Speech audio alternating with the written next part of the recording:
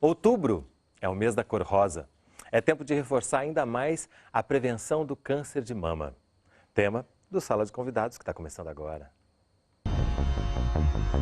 Eu diria que o câncer de mama no Brasil, em algumas cidades da região sudeste e sul, já são taxas muito semelhantes ao que você percebe em países desenvolvidos.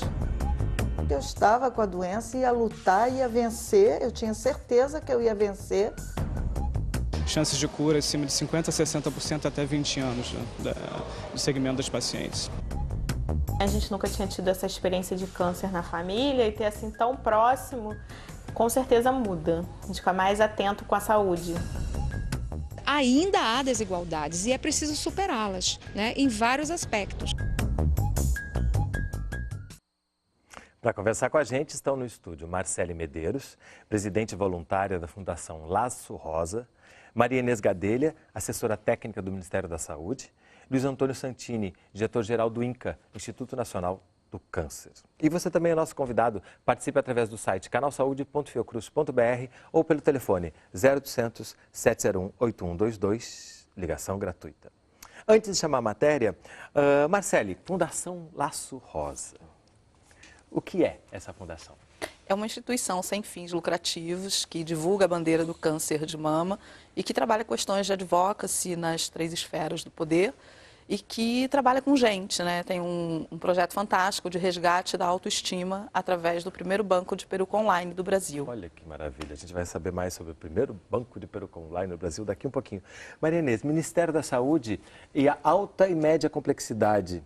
Como é que se inscreve o câncer dentro dessa divisão por complexidades que a gente tem na atenção? A média e alta complexidade configuram a área de atuação do Ministério da Saúde e das secretarias de saúde que cuida de toda essa parte especializada da atenção à saúde. E aí então, o câncer ele passa por ambas. Câncer e as doenças crônicas de modo geral também. E o INCA é a grande referência que a gente tem quando se fala em câncer, né? Instituto Nacional do Câncer. O Instituto Nacional de Câncer é uma das instituições de saúde mais antigas do Brasil, né? Tem 76 anos de existência. É pré-Ministério da Saúde, inclusive.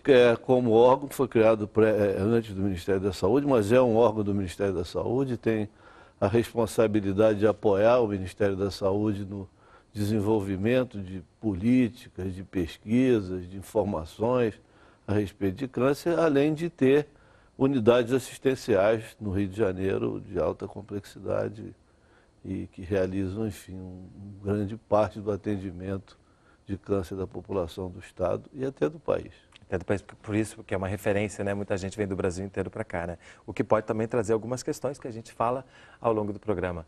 Porque informação, acesso à consulta e diagnóstico e principalmente acesso ao tratamento são questões fundamentais quando se fala de um dos cânceres com maior incidência de cura, se diagnosticado no começo da doença.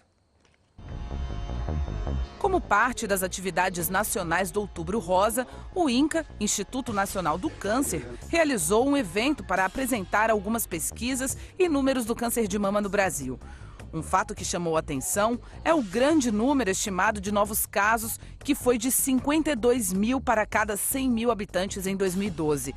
A doença já é o tipo de câncer mais frequente entre as mulheres no mundo. Eu diria que o câncer de mama no Brasil, em algumas cidades da região sudeste e sul, já são taxas muito semelhantes ao que você percebe em países desenvolvidos. A dificuldade é que a nossa mortalidade já começa a cair em algumas capitais, mas apenas na região sudeste e sul. É um paradoxo. Quanto mais desenvolvimento, maiores as taxas de incidência de câncer de mama. Isso porque as condições socioeconômicas mudam o estilo de vida das mulheres. Elas trabalham mais, têm filhos mais tarde, amamentam menos e estão perdendo o hábito de se exercitar e de comer de forma mais saudável. Agora, o problema é também a gente ter aumento de mortalidade. Essas mulheres com maior risco, se tiverem acesso a serviços de saúde, elas vão poder entrar no rastreamento e com isso vão tratar esse câncer, se houver, e com isso também a mortalidade vai diminuir, porque elas vão ter uma sobrevida muito melhor. O prognóstico melhora se ela for tratada precocemente. De fato, apesar da grande incidência, o câncer de mama também tem uma alta taxa de cura. Chances de cura acima de 50% a 60% até 20 anos do segmento das pacientes. A a mulher deve ficar atenta a algumas alterações. Por exemplo, o aparecimento de nódulo na mama, no pescoço ou nas axilas, algum espessamento diferente do restante da mama, mudança na pele como retração ou aparência de casca de laranja, saída espontânea de líquido do mamilo, ou vermelhidão e mudança na posição ou formato do mamilo. O INCA ele recomenda, junto com o Ministério da Saúde, de acordo com o consenso de 2004, uma mamografia acima de 50 anos de idade, né, a cada 2 anos. Né. Em relação ao cuidado da mulher, sempre deve ser estimulado o autoexame das mamas. Né.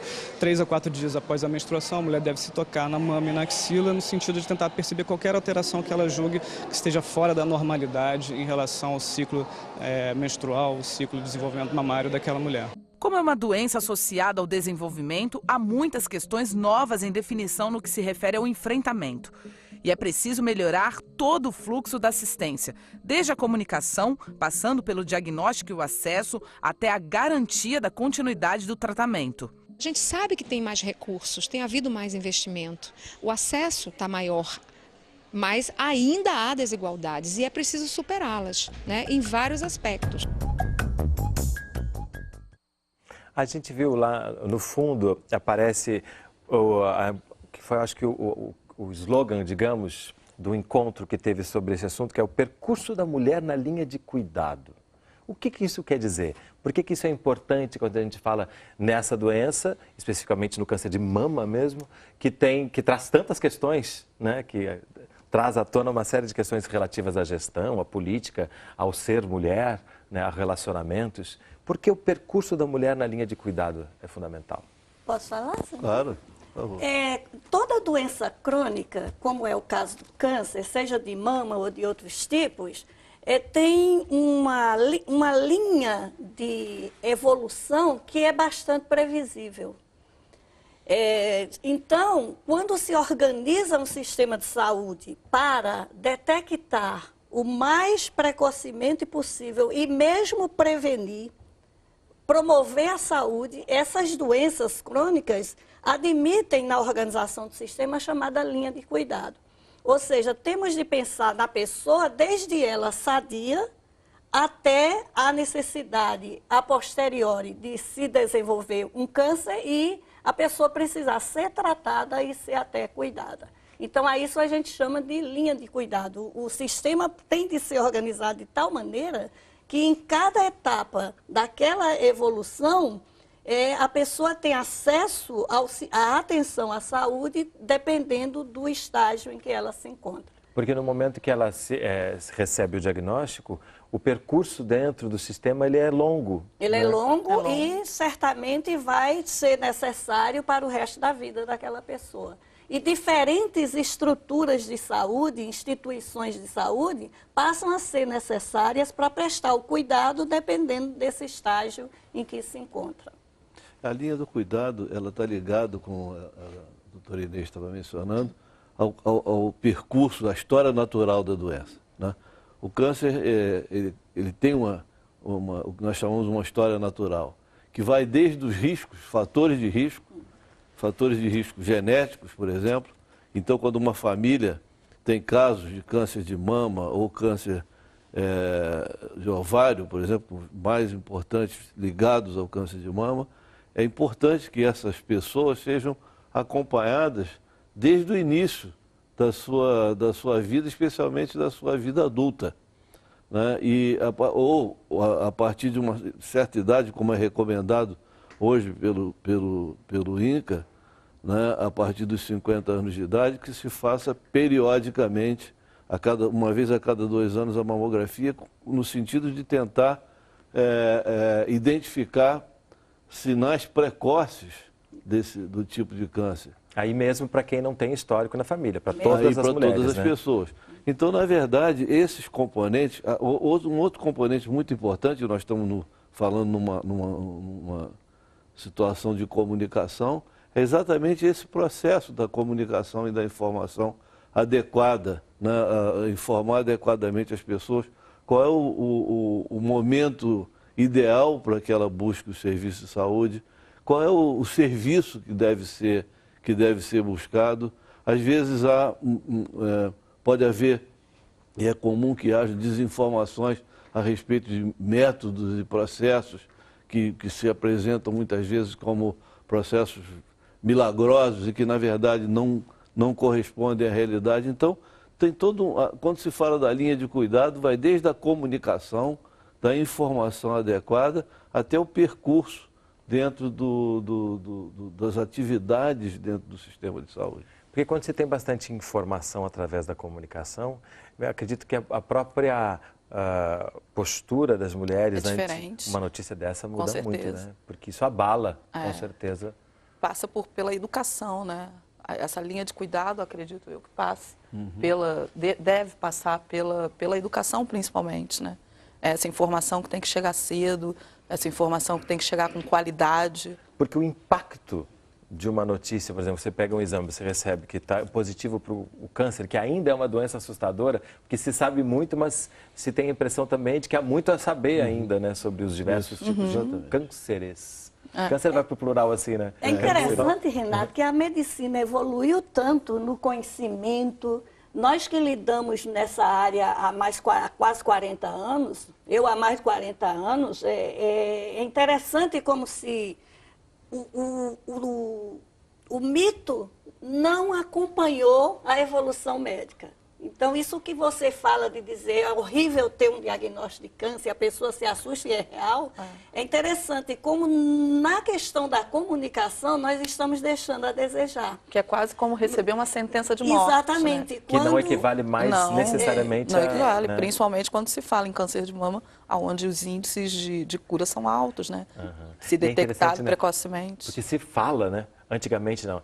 Fulano está com aquela doença, né? Tinha esse tabu tão forte que nem pronunciava-se o nome. Melhorou, ainda mas existe aí um descompasso muito grande entre as grandes possibilidades médicas de controle, de cura, e o pensamento, o receio das pessoas em enfrentar diretamente a questão. E isso é uma questão universal. Esse ano, por exemplo, a União Internacional de Combate ao Câncer, que é uma entidade mundial, que congrega 178 países na sua organização, ela teve como tema para o ano a questão de mitos e verdades a respeito do câncer. Justamente por isso, porque existe ainda, como a Inês estava dizendo, uma mitologia que cerca o câncer como se fosse uma doença da qual não se pronuncia nem o nome.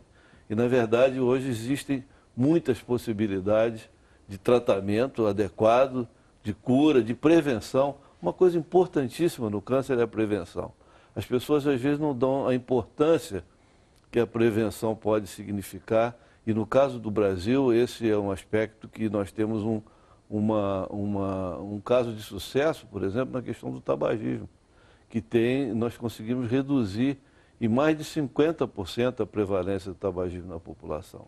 Isso tem importância enorme na prevenção do câncer, de uma maneira geral, no câncer de pulmão e outros tipos de câncer em particular, e até mesmo no câncer de mama, como um fator ambiental, o tabagismo tem um componente que contribui não para o aparecimento da doença, mas até para o agravamento da doença.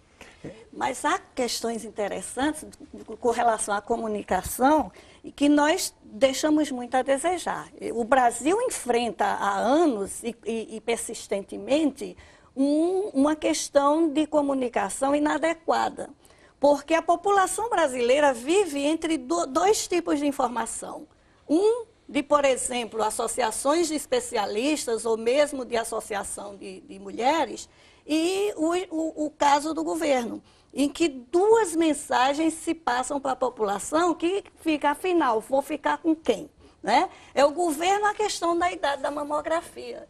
Isso nós temos, Michele, de chegar a um acordo nessa questão, porque a população está mal orientada. Ela Qual é essa discrepância? A questão da faixa etária, da mamografia de rastreamento. Existe uma divergência. Acima dos 50 anos. Qual é essa divergência? Divergência é a seguinte, você vai me permitir, Renato, fazer um panorama da situação. A mama, quanto mais jovem a mulher, da adolescência em diante, o parênquima mamário, que é a origem da doença, né, das doenças de mama, é branco. ele é opaco. Então, ele não deixa passar raio-x. Ele é resistente à passagem do raio-x. Então, quando se faz uma mamografia numa mulher ainda com parênquima mamário, a mama se apresenta branca. Por quê? Porque o raio-x não passa e, portanto, ele não queima o filme. A parte preta da radiografia é o raio-x que chegou lá. Quando a mulher atinge os 50 anos de idade, ela começa a entrar em menopausa.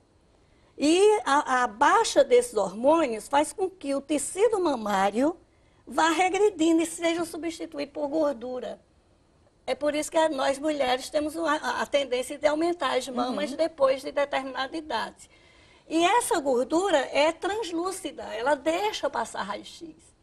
E com isto, cria-se um contraste natural entre o preto, que é a gordura deixando passar o raio-x, e qualquer nódulo mamário que não deixa passar o raio-x. Que aí marca lá que é branco. Então, fica naturalmente, sem precisar de nenhum artifício, um contraste natural que se fez acima de 50 anos. E Marcele pensa Mas como? grupos cada vez mais jovens apresentam a doença. Mas isso não altera, Michele. Grupo cada vez mais Pelo jovem. Pelo contrário, isso não altera o contraste natural. A São lei... cada vez mais jovens com mamas mais brancas. Sim, né? mas então há de se ter uma forma de lidar com essas mulheres sem mais dúvida, jovens. Né? Exatamente. Na verdade é o seguinte, o câncer nas mulheres mais jovens ocorre por alguns fatores que são mais específicos, especialmente a questão a genética e familiar. Então, a recomendação, quando fala a mamografia a partir dos 50 anos, ela também leva em conta que mulheres abaixo de 50 anos, com histórico familiar de câncer, tanto de mama quanto de ovário especialmente, elas devem fazer a mamografia até a partir dos 35 anos de idade. Apesar e outros exames que devem se seguir, como por exemplo, a ultrassonografia, porque para poder identificar, porque na verdade, isso que a Inês acabou de descrever é exatamente isso, quer dizer, a densidade do tecido mamário impede, e aí você corre o risco de superdosagem de raio-x, e a superdosagem de raio-x também, comprovadamente, é cancerígena. Então, essa questão... É um exame importante que não pode ser banalizado, pelo que eu estou entendendo. Sim. Mas, ao mesmo tempo, como aumenta a incidência em mulheres mais jovens, é preciso encontrar uma maneira... Preciso achar uma maneira de fazer isso. E essa maneira existe. Existem outros exames, como a ultrassonografia. Existe o controle, como o doutor Santini falou, o controle periódico, porque o risco dela é maior. Então, essa questão de se passar para a população a ideia de que são coisas iguais, não são.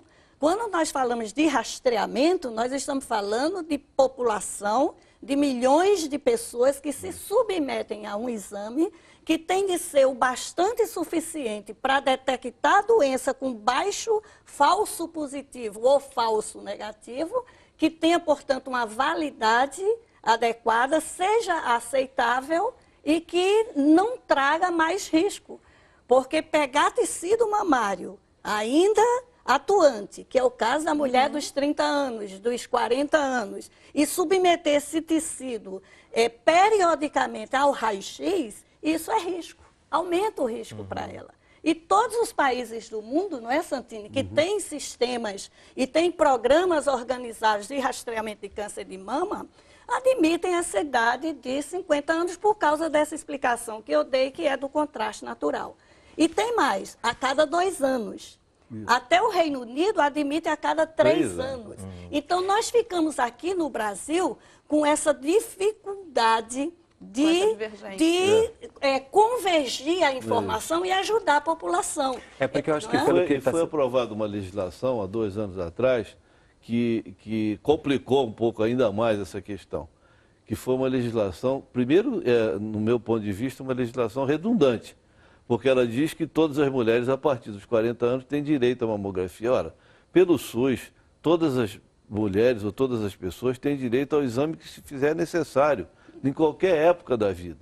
Então, essa fixação trouxe uma falsa ideia de que, na verdade, então está se estimulando a fazer a mamografia a partir dos 40 anos.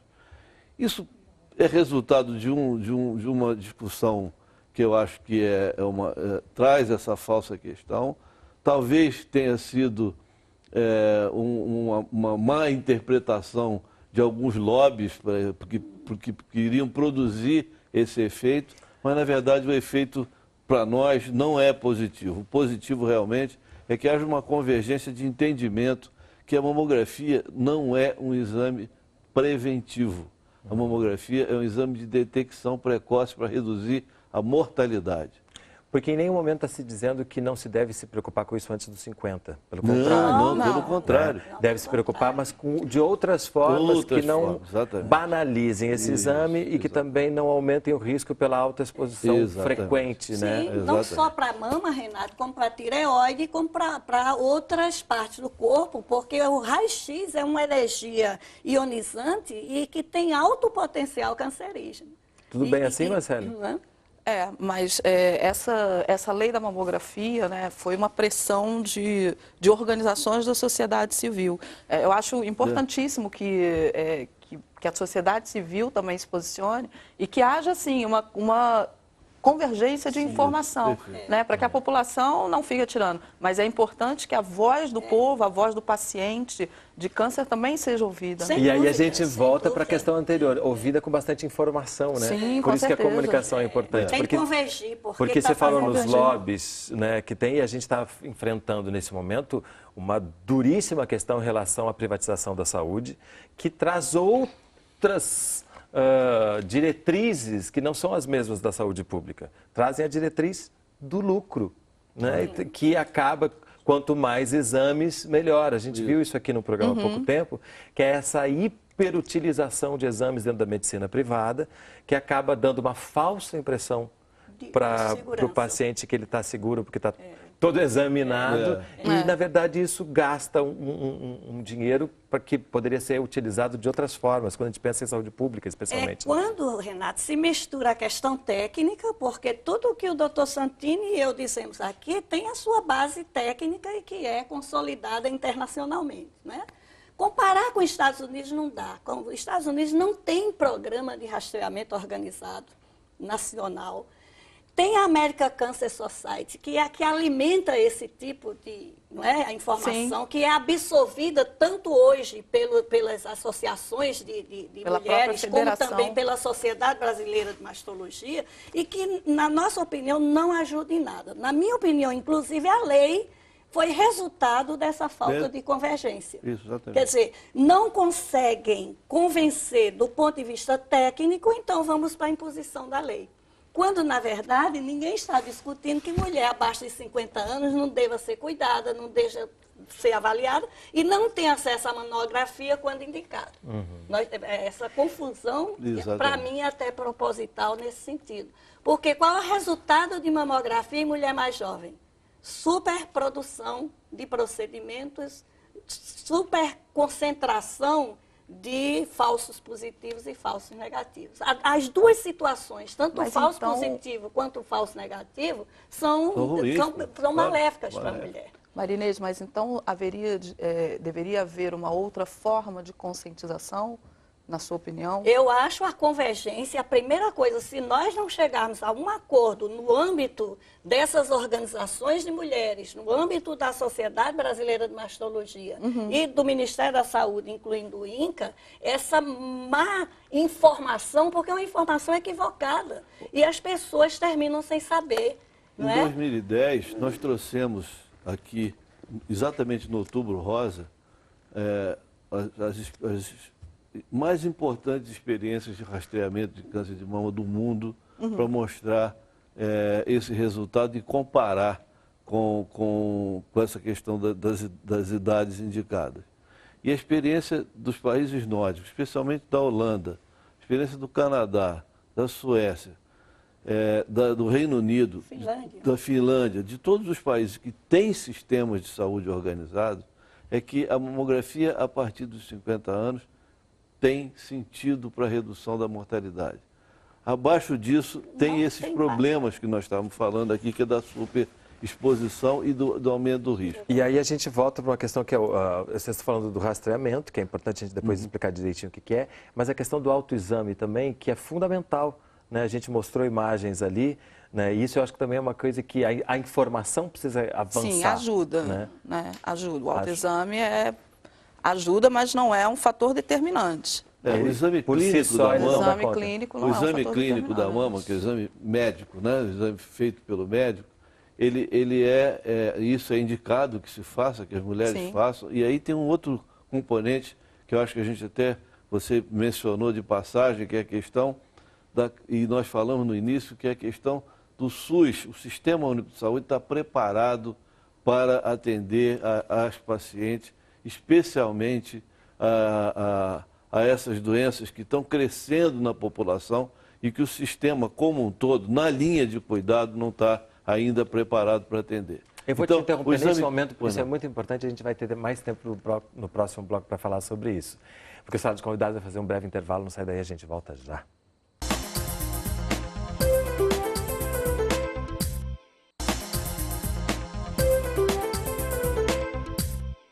Sala de Convidados está de volta, conversando sobre câncer de mama. Nossos convidados são Marcele Medeiros, da Fundação Laço Rosa, Maria Inês Gadelha, do Ministério da Saúde, e Luiz Antônio Santini, do INCA, Instituto Nacional do Câncer. Antes de conhecer a história de duas mulheres incríveis, eu queria só voltar para a questão que a gente deixou sobre o SUS estar preparado ou não para atender. Isso também já é uma questão que aparece aqui de Maria de Lourdes, de Bitipoca, dizendo como é... Ah, não, perdão, é outra. Beatriz Fortes, do Rio de Janeiro. O SUS está preparado para receber essa demanda cada vez maior de casos de câncer, em especial o de mama? Depende do lugar. Em alguns estados está melhor preparado que outros. Nós não temos uma situação... o Brasil é um país muito desigual.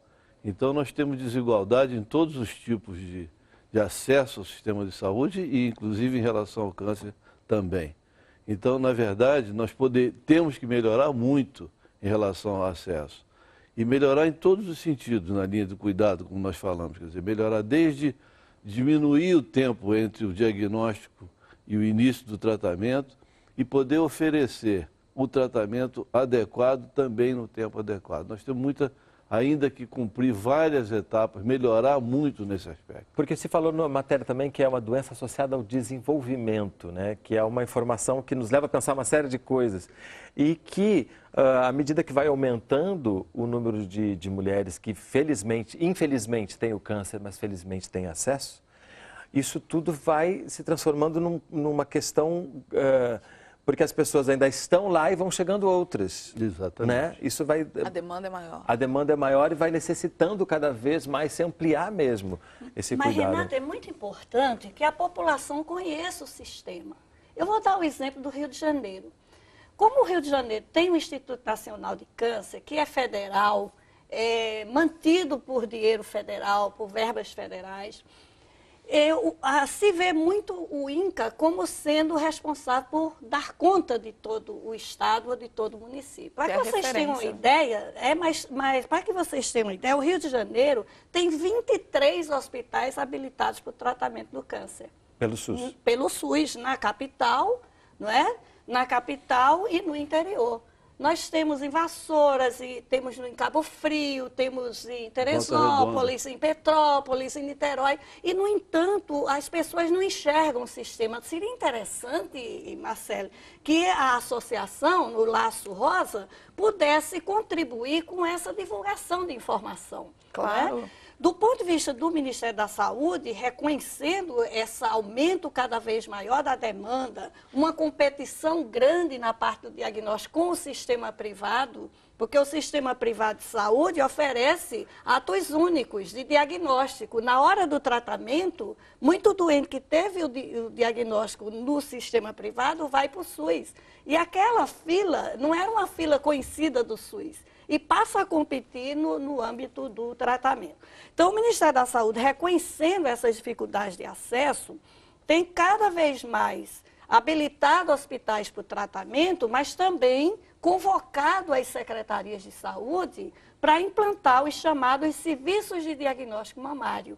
em que, do ponto de vista de ambulatório, não é, haja uma unidade de saúde adequada para receber essas mulheres, por exemplo, resultantes do rastreamento mamográfico, e dar o atendimento no sentido de facilidade de diagnóstico. Ampliando no SUS essa questão que o setor privado leva muito mais vantagem. Eu acho que no Rio de Janeiro tudo converge para o INCA justamente por essa imagem, né, de credibilidade que se existe, e que falta essa informação nas outras unidades e nos outros hospitais. Né? A gente vai chegar na questão da comunicação novamente. A gente sempre fala nisso, que nós do SUS pecamos muito, né, nessa capacidade de deixar o sistema que é lindo, mas complexo. Muito. Claro, porque né? se existem outros hospitais, mas tão qualificados... Tudo, viu, Marcela? Não é tudo, porque o INCA fica com metade de toda a produção em oncologia no estado do Rio de Janeiro. O que já é muito.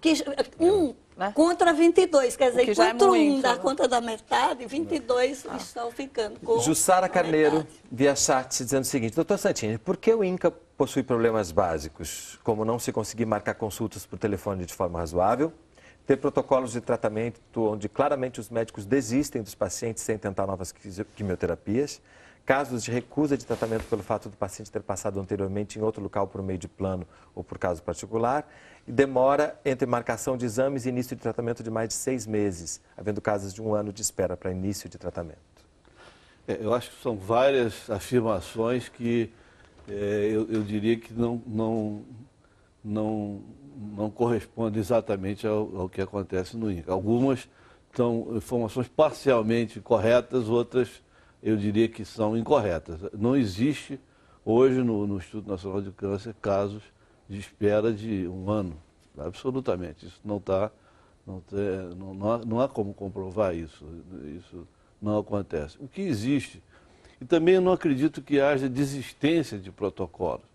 O que há é, mais uma vez, uma questão de informação em relação ao tratamento do paciente. Muitas vezes o paciente segue um protocolo de tratamento e aquele protocolo não incorpora determinadas drogas ou determinados produtos que são anunciados como produtos a serem utilizados, mas que ainda não fazem parte do arsenal terapêutico do nosso país, aprovado pelo Ministério da Saúde. O Ministério da Saúde tem uma comissão nacional, a CONITEC, que é responsável pela aprovação da utilização de novas drogas em tratamento de pacientes. As novas drogas de câncer, elas estão aparecendo com uma frequência, uma quantidade muito grande, mas que, na verdade, muitas delas ainda não estão comprovadas efetivamente a sua eficácia e também comprovadas para as diversas modalidades ou as diversas situações do tratamento de câncer. A gente volta para a questão da comunicação aqui, né? Da informação Porque a informação adequada. chega... E aí, como a gente falou no lobby da medicina privada, a gente pode falar do lobby da indústria farmacêutica também, que é muito grande, muito forte. que também tem um préstimo incrível à saúde do planeta, mas busca lucro também. E isso, às vezes, também, né, se divulga muitas vezes umas pesquisas que estão... Mas quem assiste e tem o problema, porque a gente sempre fica entre esses dois polos, né? Porque a Jussara, se eu não me engano, ela é paciente, então ela deve estar falando e fazendo um questionamento de alguém que está sentindo lá na ponta, né? É a voz do paciente que está lá. E aqui aparece muito isso também, a coisa da saúde individual e da saúde pública. Sim, né? Que são escolhas, assim, de Sofia, né? Muito difíceis da gente... Além disso, Renato, eu acho que, disso que você fala, que a Marcele fala e o Santini, existe algo que eu chamo de obstinação terapêutica. Muita gente confunde o fato de existir um tratamento disponível com aquele tratamento ser obrigatório. No entanto, só porque ele existe. No entanto, na oncologia, a indicação terapêutica depende de muitos fatores, inclusive fatores próprios do doente, se ele suportaria ou não aquele tratamento. E o que se vê, na maioria das vezes, é o que eu chamo de obstinação prescritiva. Enquanto houver algum medicamento, algum procedimento, eu tenho de fazer, porque ele não existe, mesmo que ele não esteja indicado. Então, Mas isso é outra coisa, isso é outra coisa. Acho que isso vai pelo desespero também, de quem tem a doença, Pois é, mas o querer uma cura, né? Sim, Marcela, e aí mas se não tem a informação... Mas desespero não é indicação terapêutica. Não, com certeza, mas aí se não tem a informação... Exatamente. Né? Se a informação não chega... problema de comunicação. Né? Agora, então, a gente vai conhecer a história de duas mulheres que superaram, ou estão superando, o câncer de mama. Quando eu fui lá, ele falou assim, tudo bem com a senhora, dona Maria Isabel, senhora, doutor, comigo está tudo bem. Só que eu já li esses exames de trás para frente, de frente para trás, e não entendi nada. Aí ele foi assim, pois é, mas a senhora está com câncer. Eu falei, doutor? Ele falou assim, Aí veio lágrima nos olhos, segurou na minha emoção, não chore, porque a senhora é uma paciente que está no princípio. A senhora vai ser operada, não vão lhe tirar a sua mama e vai correr tudo bem. Dona Isabel, que está em tratamento há 3 anos, conta que se amparou na religião e no trabalho como artesã, que tem aprendido em uma oficina do próprio Instituto Nacional do Câncer. Quando a gente descobre, não é fácil, é muito difícil. Então a gente tem que ser forte para poder vencer. Além dos incômodos físicos provocados pela reação ao tratamento, a autoestima também fica abalada. Eu só não me gostei careca, porque se eu tivesse me gostado careca, eu ia ficar careca, eu ia andar na rua careca, mas eu não me gostei. Então, lá eles me emprestaram uma peruquinha, quando não, eu botava um lenço. Ao contrário de Isabel, na época em que estava se tratando, Dona Delisete preferiu assumir sua condição temporária. Para ela, o apoio e a admiração de quem está perto é fundamental para manter a autoestima saudável. Eu acho que eu não tinha que esconder isso de ninguém, não. Eu acho que eu estava com a doença, ia lutar, ia vencer, eu tinha certeza que eu ia vencer. Então, isso não foi o que menos importou para mim, entendeu? Ter que colocar peruca, não.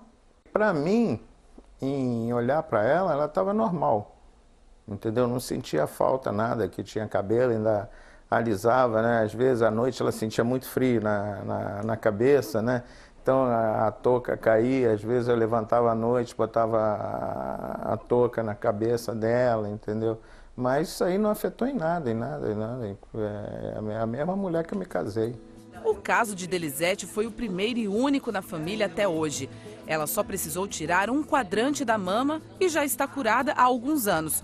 Mas a situação já colocou a filha Sabrina também em alerta. Com certeza, né? A gente fica mais atento, procura mais se cuidar, a gente já sabe que tem um histórico, então nosso cuidado é redobrado, né? A gente nunca tinha tido essa experiência de câncer na família e ter assim tão próximo, com certeza muda. A gente fica mais atento com a saúde.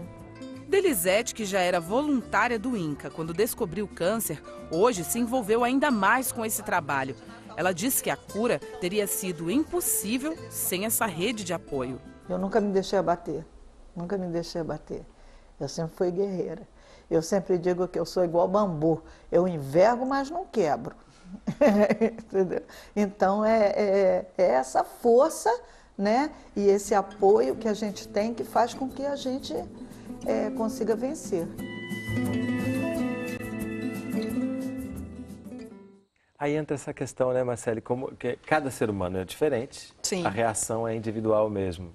Com certeza. Importante é que exista este apoio, esse cuidado de alguma forma. Né? Fundamental. Senão acho que fica impossível você passar por essa experiência sem ter uma rede de apoio, seja ela virtual ou real.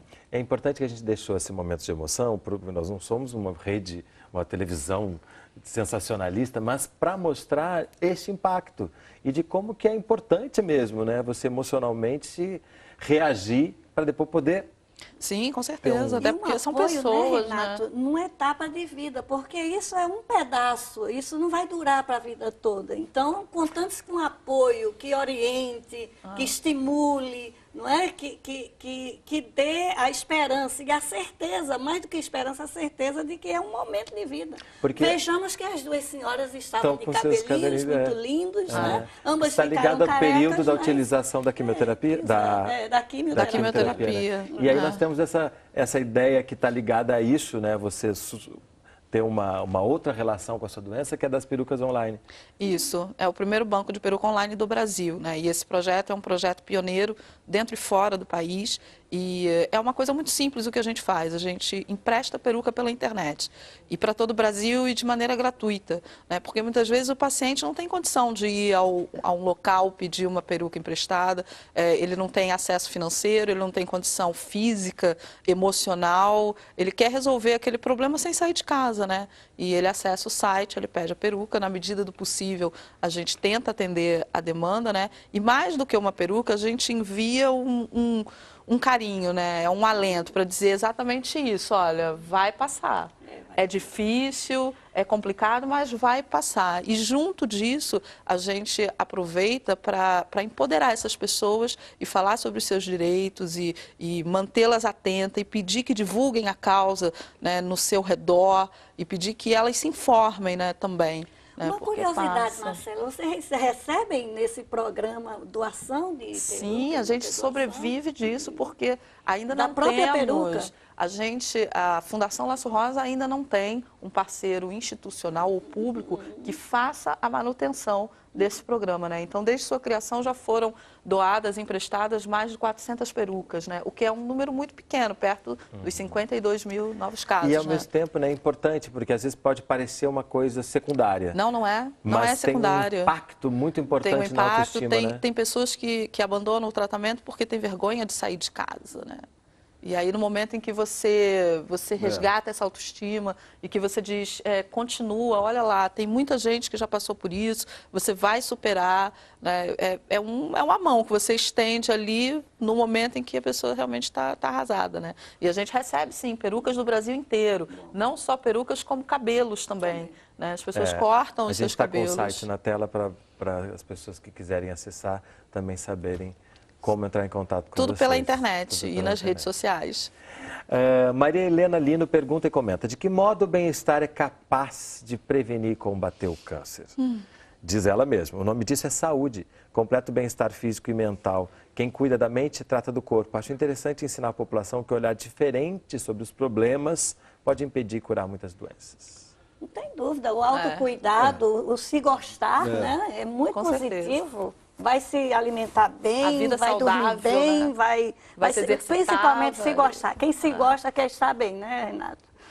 Muito bem. Mas, dona Maria Inês, diz aqui, Kátia Pacheco, de Porto Alegre, é cada vez maior o número de mulheres com menos de 50 anos que têm câncer de mama. Eu mesma tenho 3 amigas nessa situação. Como lidar com este gap? De um lado, o crescimento da doença, dados epidemiológicos, e de outro, o SUS com dificuldade de assegurar acesso, não só para que estão acima de 50, mas para aquelas que supostamente não deveriam estar na linha de cuidado extremo. A redução da idade, da incidência do câncer, tem sido vista em outros cânceres também. Não é somente no câncer de mama. Por que isso? Porque pelo grande desenvolvimento que se tem no mundo, a exposição a fator de risco está se tornando cada vez mais precoce. Então, isso é um desafio para os sistemas de saúde que tem de incluir muito mais pessoas de uma geração a outra na questão da informação, da comunicação, da educação e do rastreamento. É isso que se diz quando diz que uma doença está ligada ao desenvolvimento? Sem dúvida. Porque a gente está ligada também a maus hábitos, mas a o perda de qualidade de vida. trouxe consigo um negócio chamado urbanização. Então, o inchamento das grandes cidades leva a hábitos de vida desfavoráveis, alimentares, de sono, não é? A mobilidade urbana impede de a pessoa terem hábitos saudáveis. É uma doença do desenvolvimento. Até a própria É que é engraçado que desenvolvimento é uma palavra que parece que a gente está indo para algo melhor, né? E em muitos casos não é. Até a própria alimentação. Hoje a exposição a alimentos contaminados, com agrotóxicos, tudo isso tem certamente um impacto que tem provocado uma redução da idade do aparecimento do câncer de uma maneira geral no mundo. E, paradoxalmente, o que está acontecendo também é que, mesmo nos países menos desenvolvidos, nos países mais pobres, a incidência de câncer está aumentando.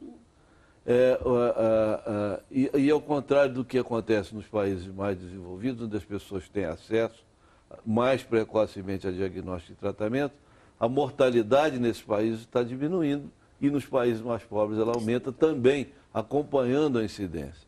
Então, o câncer é realmente um grande desafio de saúde pública mundial. Não é à toa que a Assembleia das Nações Unidas, no ano passado, colocou doenças crônicas não transmissíveis e o câncer na agenda mundial em relação ao problema de saúde.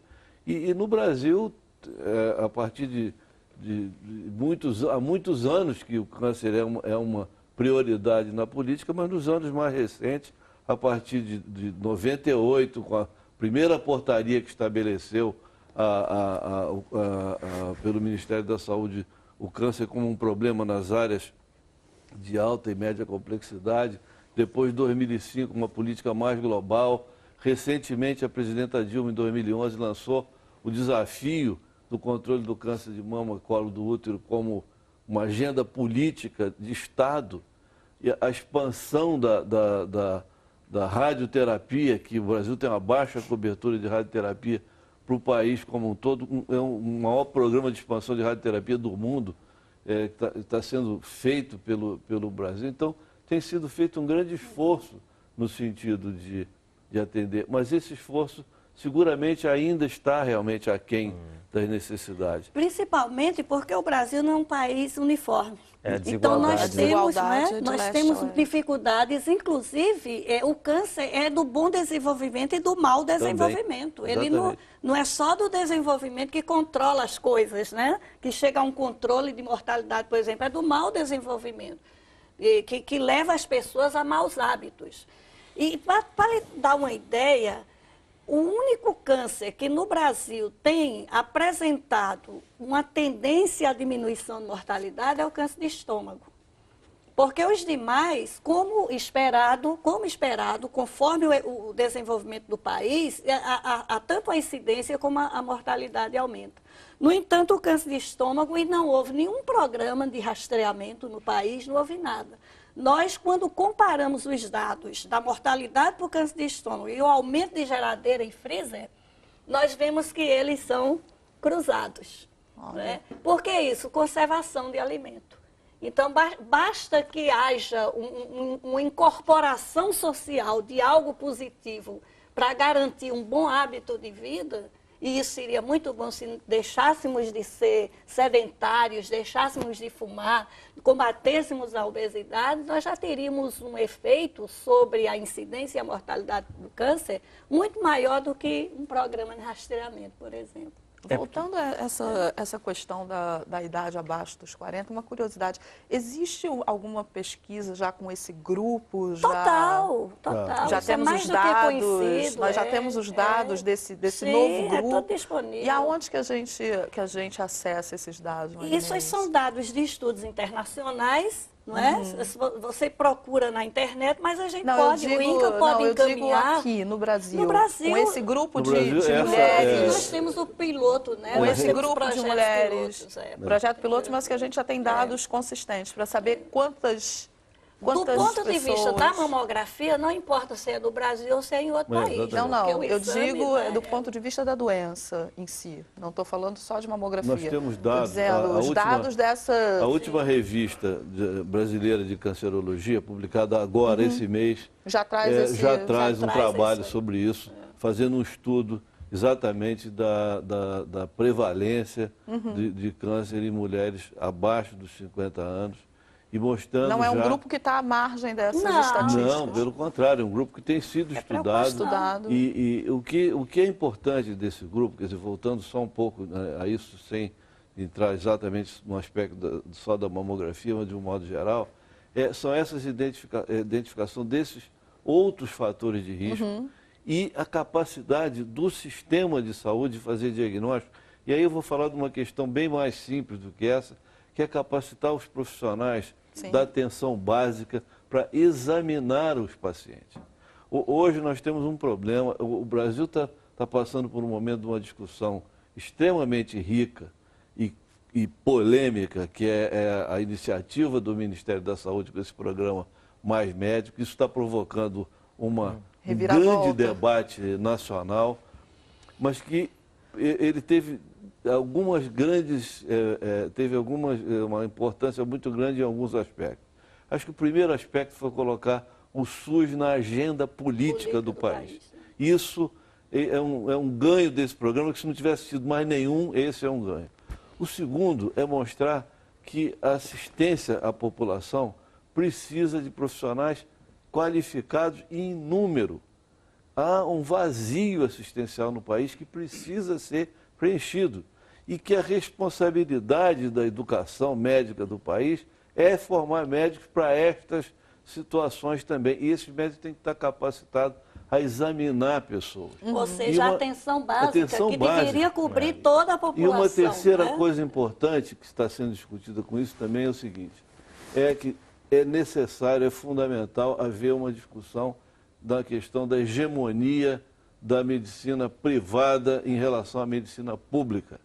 Isto é uma questão central nesse debate e que está sendo colocada. E isso tem a ver com acesso, tem a ver com as linhas de cuidado, tem a ver com a capacitação, tem a ver com a utilização de tecnologia. E então, tem a ver com a comunicação, trazendo de volta para cá.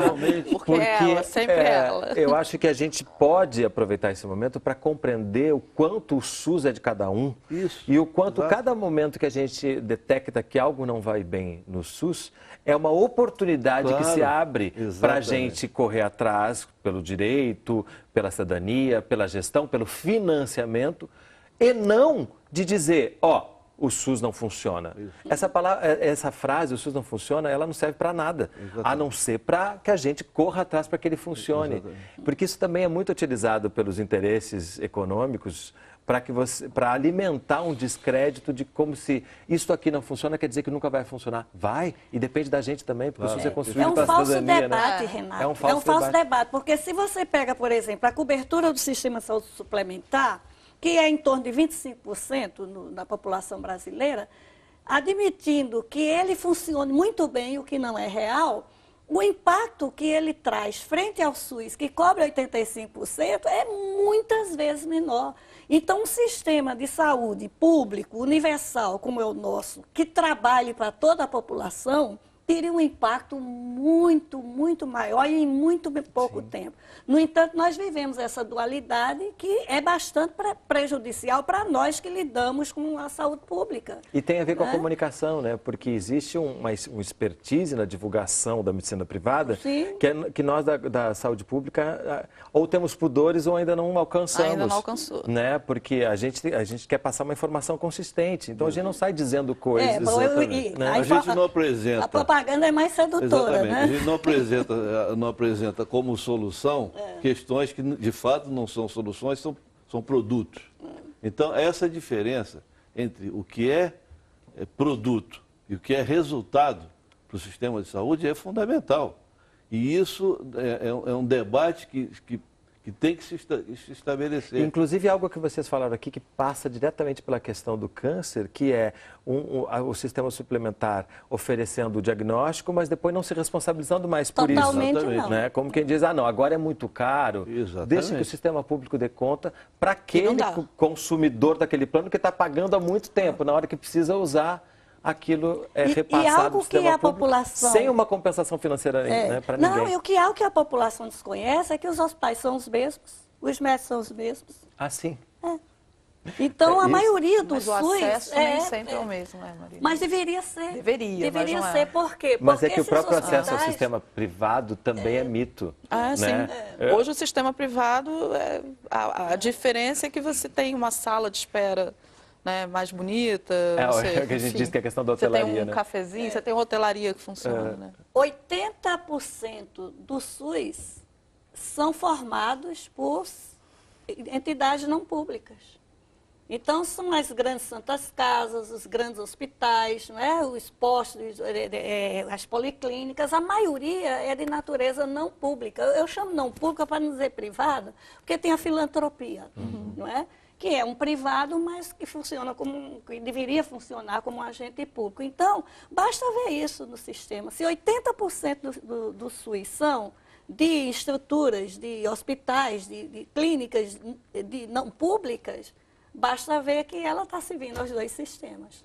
Esta é uma discussão grande e aqui do Canal Saúde para nós ela é fundamental, a gente está acompanhando isso, inclusive uma série de debates que estão acontecendo. Aí a gente queria lembrar duas coisas. Primeiro, que o Outubro Rosa não termina em outubro. A prevenção deve ser feita cada dia, todo ano, né? Tanto na sua relação com o mundo, com a vida, com o que a gente está chamando aqui de desenvolvimento, quanto na sua relação especialmente com o seu próprio corpo, que é fundamental. Que é uma responsabilidade de cada um também, né? Também passa pela responsabilidade individual, né? E que a gente provavelmente vai voltar a falar sobre esse assunto, vai falar também sobre câncer e gestão da saúde, que é um aspecto importante para se falar de questões de tratamento, acesso, financiamento, rede de cuidado, outros temas que a gente passou por aqui e que a gente aprofundará mais num próximo programa. Eu queria agradecer muitíssimo a presença de vocês. Obrigada. E dizer que eu acho que este diálogo que aconteceu aqui é fundamental, porque temos todos o mesmo objetivo, né? Que é um bom acesso, um bom tratamento e um tratamento humanizado, porque a gente está falando de pessoas. Dignidade. Dignidade. Se você quiser rever ou mesmo gravar esse programa, entre no nosso site www.canalsaude.fiocruz.br. Você pode também acompanhar o Canal Saúde no Facebook e no Twitter. O Sala de Convidados contou com a colaboração da NBR. E a gente se vê na próxima semana. Até lá.